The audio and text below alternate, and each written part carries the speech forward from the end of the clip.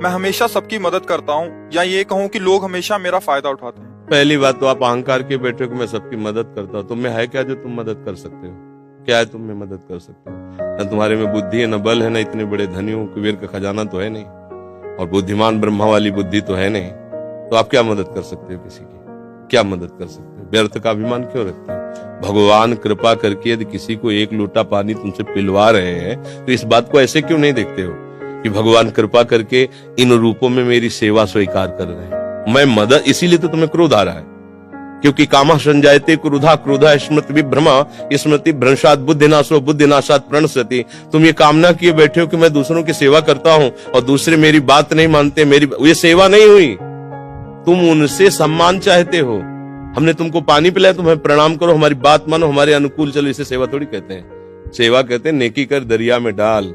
सेवा कर दी, अब तुम गाली भी दोगे तो हमें स्वीकार है। तुमने जल पी लिया, आनंद से तुम मस्त रहो, हमें गाली दोगे कोई परेशानी नहीं। इसे कहते हैं सेवा। सेवा करके सामने वाले को झुकाने की बात आना, उसे सेवा नहीं कहते। पहली बात, गलत हो आप, तभी आपके अंदर क्रोध आता है। यदि आप गलत नहीं होगे तो आपके अंदर क्रोध नहीं आएगा।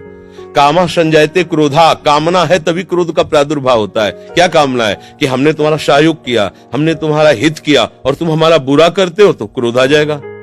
अगर तुम हित कर रहे हो तो तुम्हारा बुरा कौन कर सकता है त्रिभुवन में? किसी की ताकत नहीं। हमारा कर्म ही बुरा हमारे सामने आता है। जैसे हम अभी वर्तमान में वो पाप नहीं किए जिसमें हमारे ऊपर ब्लेम लगाया गया है। इस समय तुम बिल्कुल निर्दोष हो, लेकिन वो दोष जो तुमने गुप्त रूप से किया तुम्हें बख्शेगा नहीं। तुम लाख जगह रो, लाख जगह तुम प्रार्थना करो, वो तुम्हें दंड दे के रहेगा। कर्म बड़ा बलवान होता है। तो पहली बात तो ये छोड़ो कि आप किसी का हित करते हो। बात ये सोचो कि भगवान कृपा करके हमसे हित करा रहे हैं, और किसका? वही इन रूपों में आ रहे हैं। आप उनको मनुष्य समझकर, अपने को बड़ा समझकर, फिर दोष हो जाएगा। शास्त्र की बात मानो। भगवान कह रहे हैं मैत्रः करुण एव च, लेकिन निर्ममो निरहंकारा। सबसे मित्रवत व्यवहार करो, ममता न करो, सबको सुख प्रदान करो, लेकिन अहंकार न करो। ये अहंकार ही तो क्रोध रूप में परिणित हो रहा है भैया। दोष को खुद पकड़े हुए हो, दूसरों पे दोष देखते हो, कैसे सुधार होगा? बात सुनो, यहाँ मुंह छुपरी बात नहीं होगी।